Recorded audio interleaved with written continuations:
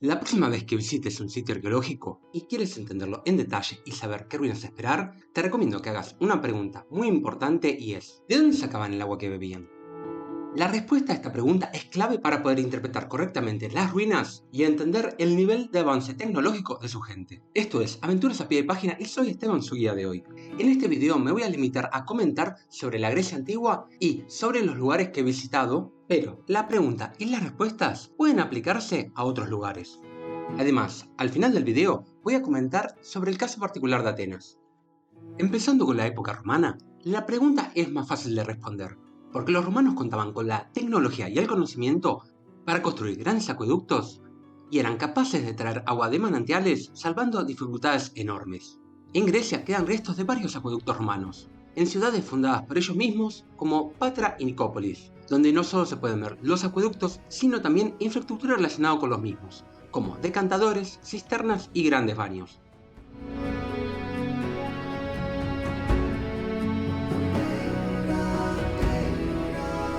Además, también modernizaron la provisión de agua en ciudades griegas ya existentes que tenían problemas históricos de aprovisionamiento de agua, como Argos, con la construcción de al menos un acueducto en la época de Adriano,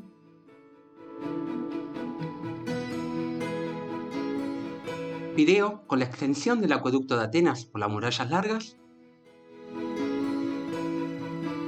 Olimpia, con un acueducto y fuente donado por Herodes Atticus,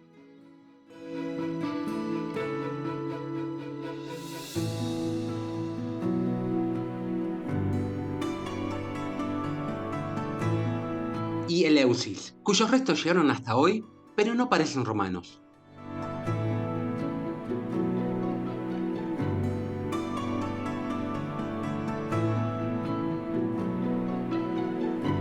También construyeron acueductos en ciudades como Corinto y Atenas por una cuestión de prestigio, para poder alimentar baños más grandes, así como fuentes monumentales. Yendo a la época prerromana, la cuestión se vuelve un poco más compleja. En Grecia abundan los manantiales de agua fría y en menor medida los de agua caliente, por lo que en la gran mayoría de los casos, a menos que hubiera una razón muy importante, los antiguos griegos fundaron sus poblaciones en sitios con abundante agua potable. Algunos de los ejemplos son Delfos, con la fuente sagrada Castalia, Corinto, con sus múltiples manantiales en toda su extensión,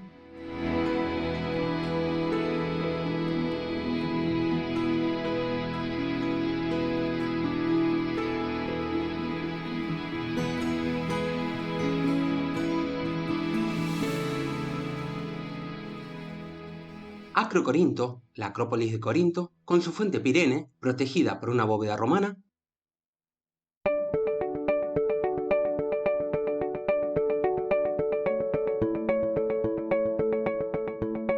Ismia, cuyo abundante manantial se secó hace relativamente poco tiempo, en la década de 1950.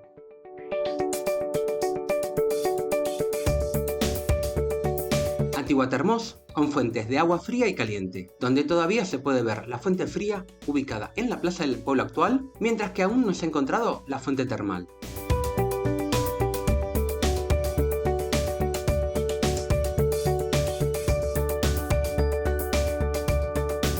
Antigua Mesene, con su fuente Clepsidra, arriba en la montaña.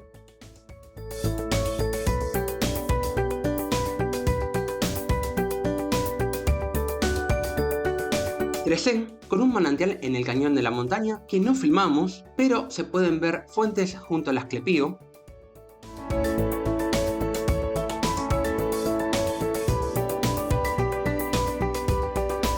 Platea, cuya fuente aún da agua y hoy día se utiliza para regar los campos circundantes.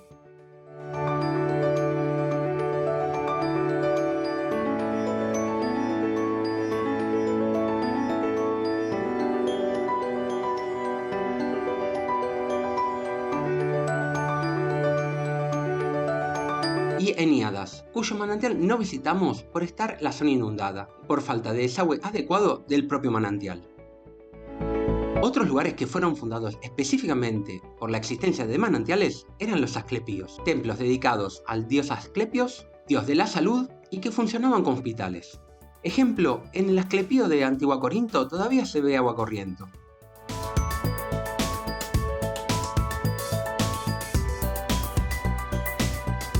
así como en el oráculo Asclepio de Anfiario,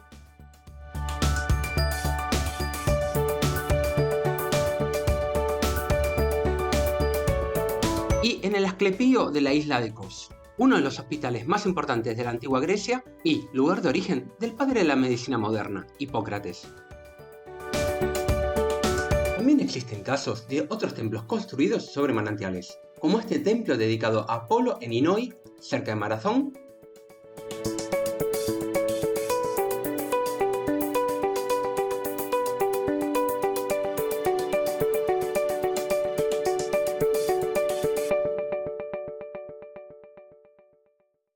el santuario de Artemis Brabrona, en las cercanías del nuevo aeropuerto, o el oráculo de Trofonio, en el nacimiento del río Erquina, en Livadea, donde existe un gran número de fosas votivas en los alrededores del manantial.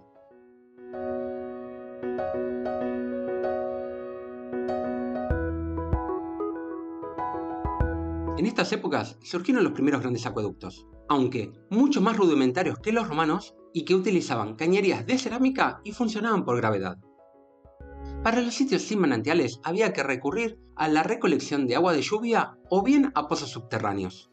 Las razones para fundar una población en un sitio sin agua potable eran pocas pero interesantes de analizar.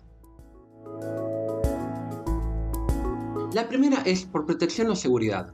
Se priorizaba elegir un punto inaccesible, como la cima de una montaña, para poder resistir mejor los ataques. Un ejemplo de esto es Nueva Plebrona, que decidió refundar su ciudad en la cima de una montaña luego que la Plebrona original fuera destruida en un ataque.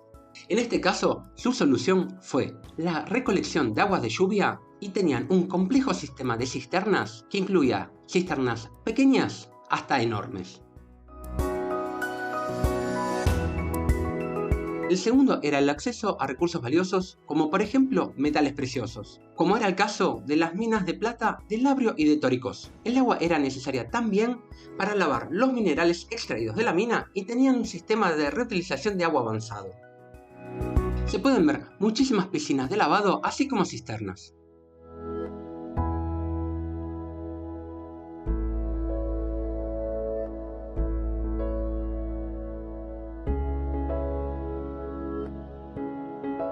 También se pueden ver pozos en la cercanía de la cantera de Examilia, de donde se extrajo piedra para todas las grandes obras de la zona de Corinto.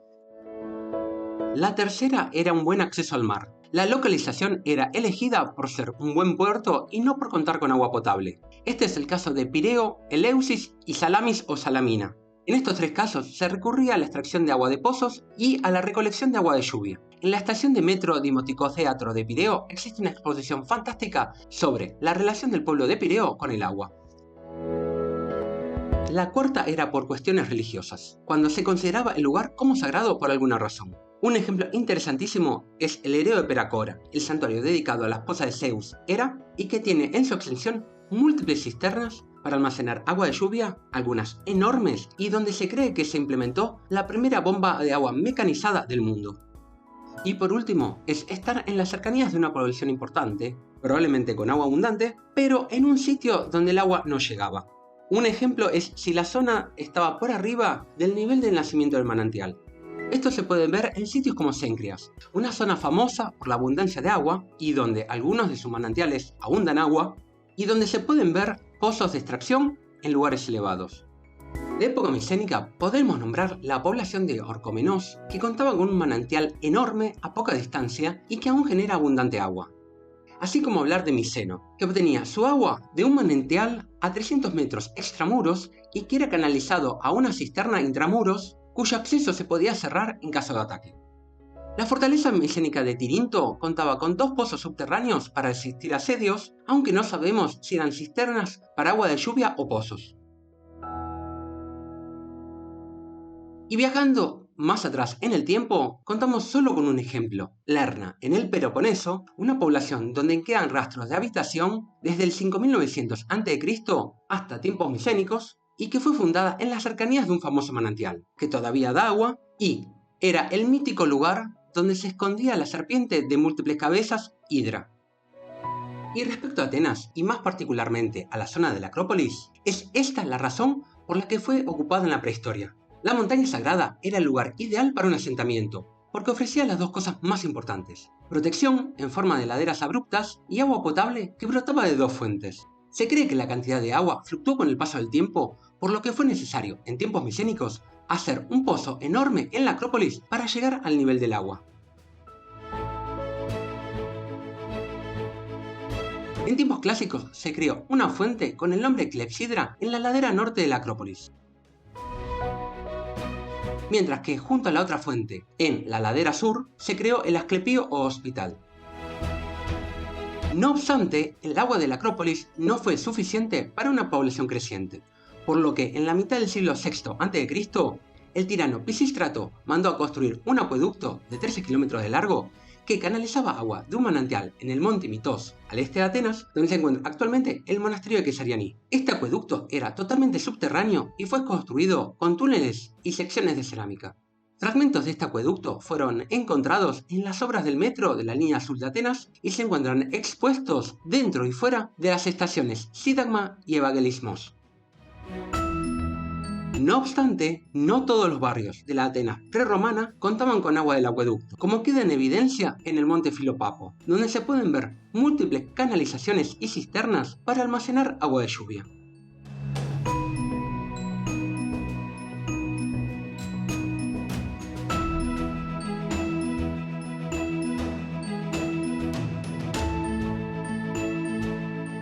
En la época romana se mandaron a construir acueductos, siendo el más importante el acueducto de Adriano, que recolectaba agua de 17 fuentes en el monte Parniza y que acababa en el barrio de Kolonaki en una cisterna enorme.